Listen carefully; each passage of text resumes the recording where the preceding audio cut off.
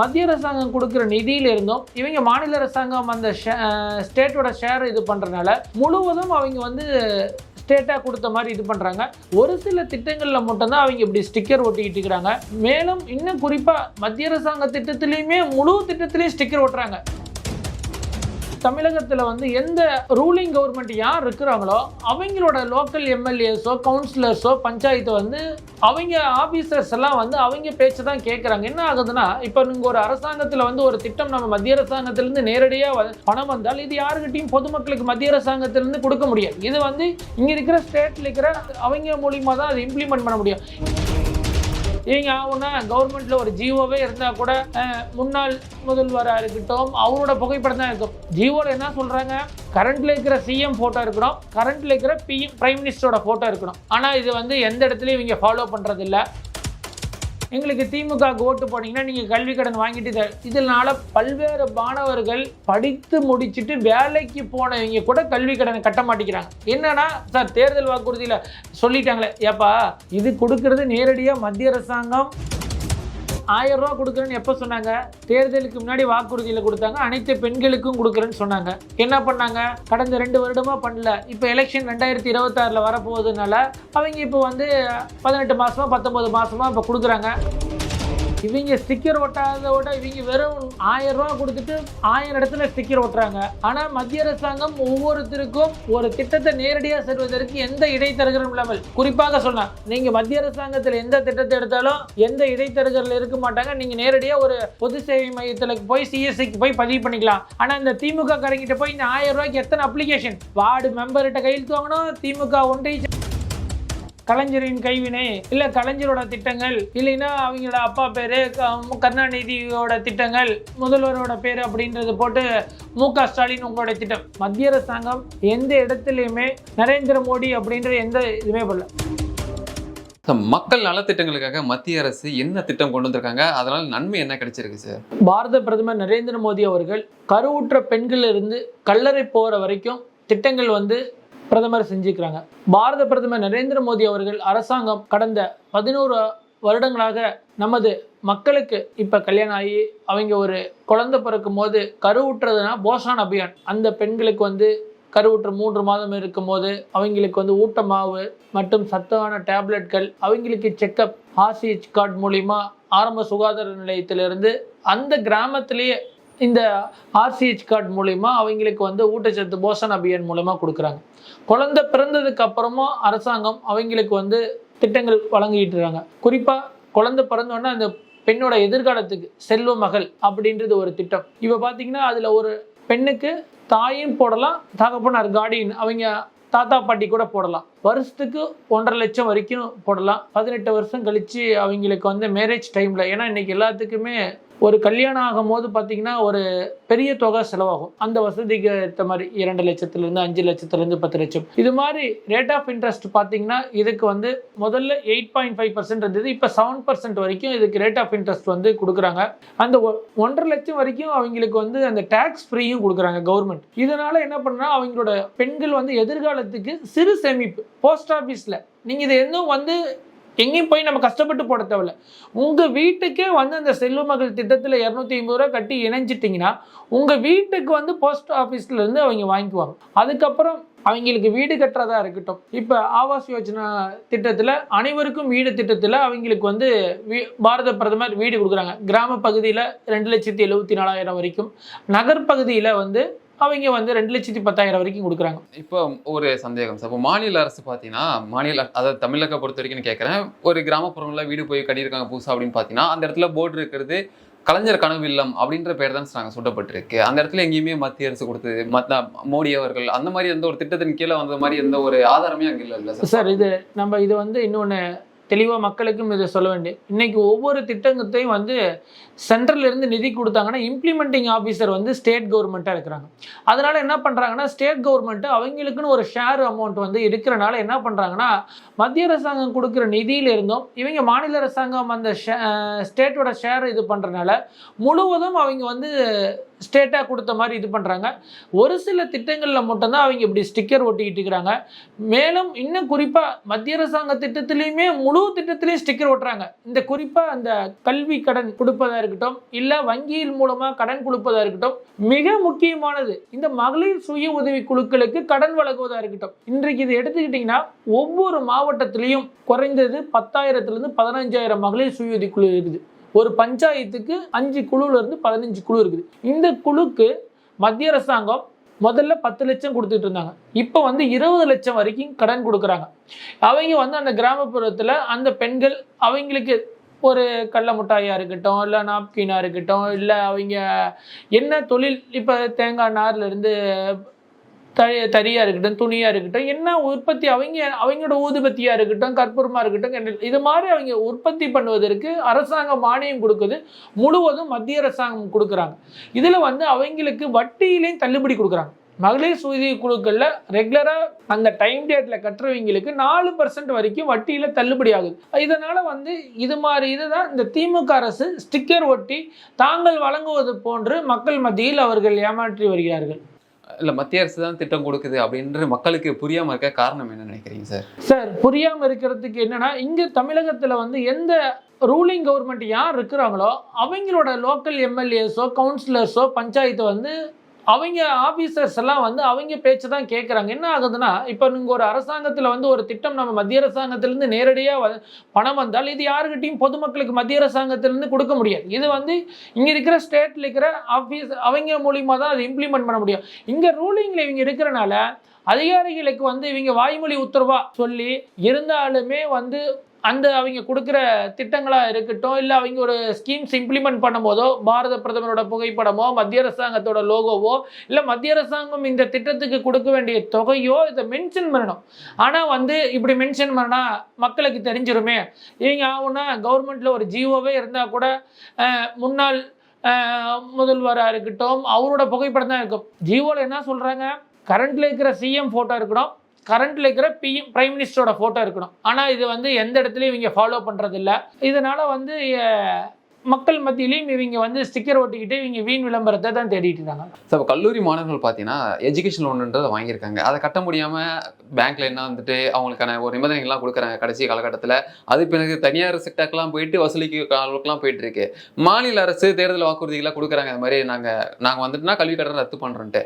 ஆனால் மத்திய அரசு இல்லை ஏதாவது ஸ்கீம் இருக்கா சார், கல்வி கடன் வாங்கிட்டு அதை திரும்ப செலுத்த முடியாத பட்சத்தில்?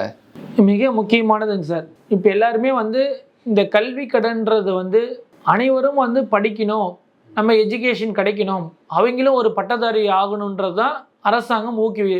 இந்த கல்வி கடன் எங்கேருந்து கொடுக்குறாங்க? அரசாங்கம், மத்திய அரசாக இருக்கட்டும் மாநில அரசாக இருக்கட்டும். நாம் யார்கிட்ட பணம் வாங்குகிறோம்? ஆர்பிஐயிலேருந்து வாங்குகிறோம். ஆர்பிஐயிலேருந்து 5% 6% அந்த வட்டிக்கு அவங்க பேங்க்குக்கு கொடுக்குறாங்க. அந்த பேங்க் அந்த நியர்பை அவங்க ஹெட் ஆஃபீஸ்லேருந்து சர்க்கிள் ஆஃபீஸ்க்கு அந்த ரீஜனல் ஆஃபீஸ்க்கு நம்மளுடைய ஜோனலுக்கு அது வருது. இப்போ அந்த கடனை முழுக்க இந்த மாநில அரசாங்கம் என்ன பண்ணுறாங்கன்னா, தேர்தல் வாக்குறுதியில் இளைஞர்கள் ஓட்டை கவர்றதுக்கு நீங்கள் கல்வி கடன் வாங்கினா உங்களுக்கு தள்ளுபடி, நீங்கள் எங்களுக்கு திமுகவுக்கு ஓட்டு போனீங்கன்னா நீங்கள் கல்வி கடன் வாங்கிட்டு, இதனால பல்வேறு மாணவர்கள் படித்து முடிச்சுட்டு வேலைக்கு போனவங்க கூட கல்வி கடனை கட்ட மாட்டேங்கிறாங்க. என்னன்னா சார், தேர்தல் வாக்குறுதியில் சொல்லிட்டாங்களே, ஏப்பா இது கொடுக்கறது நேரடியாக மத்திய அரசாங்கம் வித்யலட்சுமி போர்ட்டலில் கவர்மெண்ட்டு கொடுக்குறாங்க அப்படின்னு பணம் கட்டுங்கன்னு கேட்டால், சரி ரைட்டு, தமிழக அரசு சொல்லுது நான் கல்வி கடன் சொல்கிற வாக்குறுதி, அதுக்கு எங்கேயாச்சும் பணம் டெபாசிட் பண்ணிக்கிறாங்களா? நீங்கள் இல்லை, நீங்கள் ஆர்பிஐக்கு நீங்கள் அரசாங்கம் நீங்கள் வங்கிக்கு நீங்கள் கடனை கட்ட வேண்டியது தானே. நீங்கள் கடன் வாங்க மட்டும் தான் உங்களுக்கு தெரியும், நீங்கள் கடனை கட்ட மாட்டீங்க. அப்புறம் எப்படி பள்ளி மாணவர்களை கவர்றதுக்கு தான் இது வேண்டுமென்று மாணவர்கள் மத்தியில் ஒரு பொய்யான பிரச்சாரத்தை திமுக வருங்காலத்திலும் கடந்த காலத்திலும் தொடர்ந்து செய்து கொண்டே இருக்கிறது. அப்போ நீங்கள் பெண்களுக்கு பல வசதிகள் மத்திய அரசு ஏற்படுத்தி கொடுக்குறாங்க, கடன் வளர்ச்சி கொடுத்து அவங்களுக்கு தொழில் முனைவரெல்லாம் ஆக்குறாங்க அப்படின்லாம் சொல்லிட்டு இருந்தீங்க. ஆனால் இங்கே மாநில அரசு பார்த்தீங்கன்னா மாதந்தோறும் 1000 ரூபாய் கொடுத்து அவங்களுக்கு இருக்கக்கூடிய சிக்கலாலத்தை தீர்த்து தானே வந்துட்டு இருக்காங்களா சார்? சார், இந்த தமிழக அரசு பொறுத்த வரைக்கும் இந்த திமுக அரசாங்கம் அவங்க சொல்கிற வாக்குறுதி எதுவுமே செய்ய மாட்டாங்க. இந்த 1000 ரூபா கொடுக்குறேன்னு எப்போ சொன்னாங்க? தேர்தலுக்கு முன்னாடி வாக்குறுதியில் கொடுத்தாங்க. அனைத்து பெண்களுக்கும் கொடுக்குறேன்னு சொன்னாங்க. என்ன பண்ணாங்க? கடந்த 2 வருடமாக பண்ணல. இப்போ எலெக்ஷன் 2026 வரப்போகுதுனால அவங்க இப்போ வந்து 18 மாதமா 19 மாதமா இப்போ கொடுக்குறாங்க. அப்புறம் உங்களுடன் ஸ்டாலினில் விண்ணப்பத்தை வாங்கிட்டு இருக்கிறாங்க. இது முற்றிலும் இவங்கள வந்து மக்களை வந்து இந்த 1000 ரூபா வாங்கி அப்புறம் அந்த வீட்டுக்கார்ட்ட போய் உடனே கொடுக்குறாங்க. டாஸ்மார்க்கு போகுது. மறுபடியும் அது என்ன ஆகுதுன்னு தெரியல. இல்லை ஒரு சில பெண்கள் வந்து அவங்களோட குழந்தைகள் படிப்பு செலவுக்கு பண்ணுறாங்க. ஆனால் மத்திய அரசாங்கம் என்ன பண்ணுறாங்கன்னா, நேரடியாக தொழில் தொடங்குவதற்கு அவர்களுக்கு வழிகாட்டுகிறார்கள். குறிப்பாக இந்த சாலையோர வியாபாரிகளாக இருக்கட்டும், இல்லை அந்த 1000 ரூபா பெண்கள் மூலிமா அவங்களுக்கு ஒரு சும்மா தொழில் தொடங்குவதற்காக இருக்கட்டும், ஒரு 10,000 ரூபா, 20,000 ரூபா, 50,000 ரூபா வரைக்கும் எந்த பிணையும் இல்லாமல் கொடுக்குறாங்க.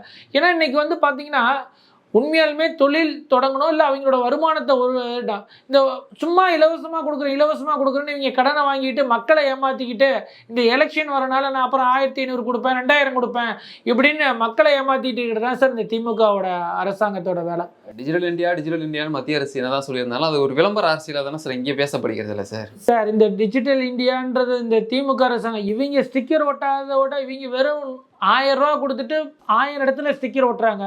ஆனால் மத்திய அரசாங்கம் ஒவ்வொருத்தருக்கும் ஒரு திட்டத்தை நேரடியாக செல்வதற்கு எந்த இடைத்தரகரும் இல்லாமல், குறிப்பாக சொன்னேன் சார், நீங்கள் மத்திய அரசாங்கத்தில் எந்த திட்டத்தை எடுத்தாலும் எந்த இடைத்தரகர்கள் இருக்க மாட்டாங்க. நீங்கள் நேரடியாக ஒரு பொது சேவை மையத்தில் போய் சிஎஸ்சிக்கு போய் பதிவு பண்ணிக்கலாம்.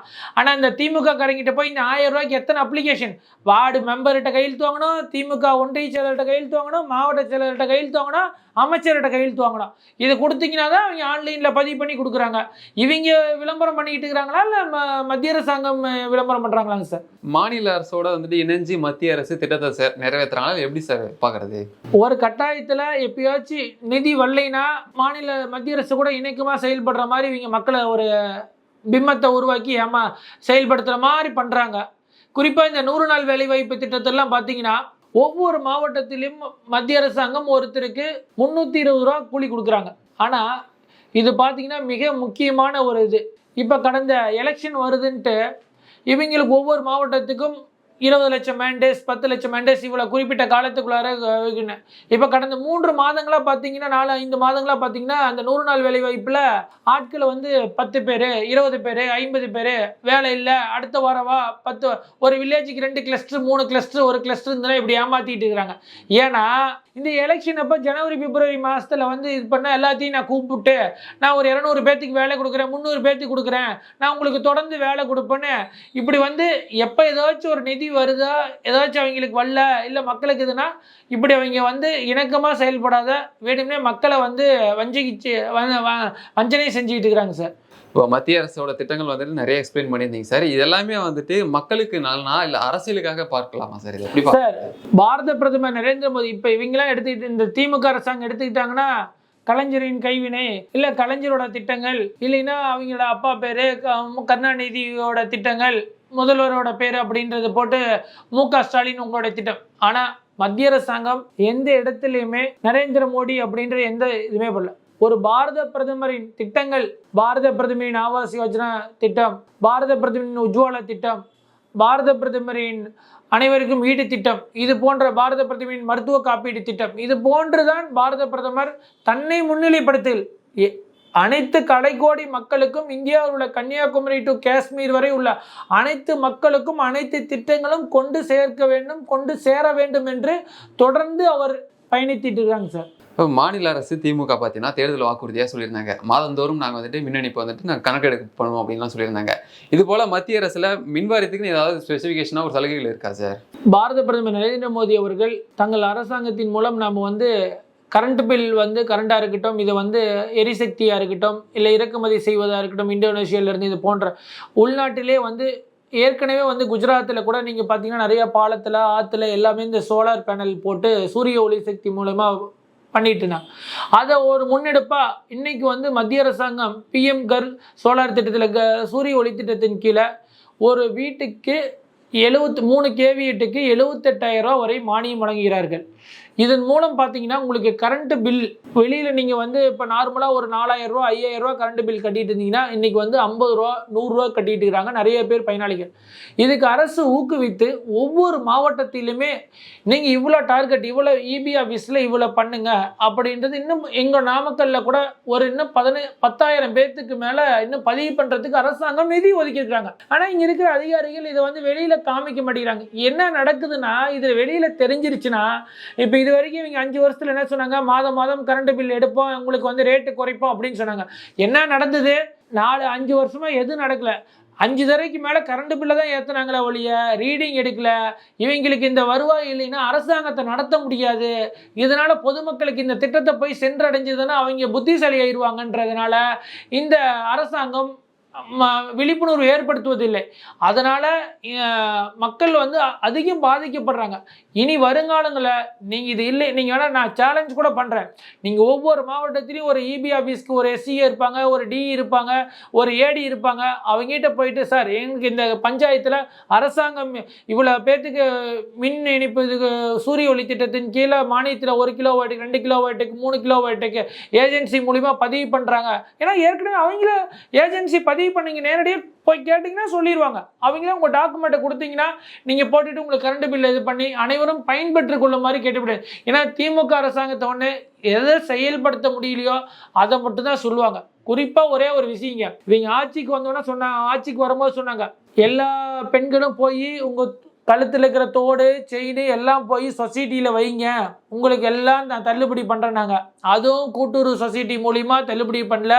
குறிப்பாக கட்சிக்காரங்களுக்கு ஒரு 100 பேர்த்துக்கு 50 பேர்த்துக்கு பண்ணாங்க. 2வது, ஒவ்வொரு வீட்லேயும் சிலிண்டர் தினமும் பயன்படுத்து, நான் உங்களுக்கு 100 ரூபா குறைப்பேனாங்க, குறைக்கவே இல்லை. 3வது, நாம் தினமும் பயன்படுத்துவோம் பெட்ரோல், நம்ம பெட்ரோலுக்கு வந்து 5 ரூபா குறைப்பனாங்க, டீசலுக்கு 3 ரூபா குறைப்பனாங்க, அதையும் பயன்படுத்தலை. 4வது, நீங்கள் ஒவ்வொரு வீட்டுக்குமே இபி பில்லு கரண்ட் பில்லை வந்து நான் மாதம் ரீடிங் எடுப்பேன்னு சொன்னாங்க, அதையும் அவங்க பயன்படுத்தலை. ஒவ்வொரு ரேஷன் கடையிலையும் தேங்காய் விவசாயிகளுக்கு வந்து தேங்காய் வந்து நாங்கள் சப்ளை பண்ணுவோம்னு சொன்னாங்க, அதையும் பயன்படுத்தலை. இந்த 5 கேள்விக்கு அதுவும் சொன்னாங்க. இந்த 6வது, இந்த பெண்களுக்கு, அது இப்போ இந்த எலெக்ஷன்னால இந்த பெண்களுக்கு அனைத்து வீட்டில் இருக்கிற மாமியாருக்கு மருமகளுக்கு அப்புறம் கேட்டால் மாமியார் ஓட்டு தேவையில்லையா, மருமக ஓட்டு தேவையில்லையா, இந்த 6க்கும் அந்தந்த பகுதியில் அந்த முதலமைச்சர் இதுக்கு பதில் சொல்லுவாரானே தெரியலைங்க சார்.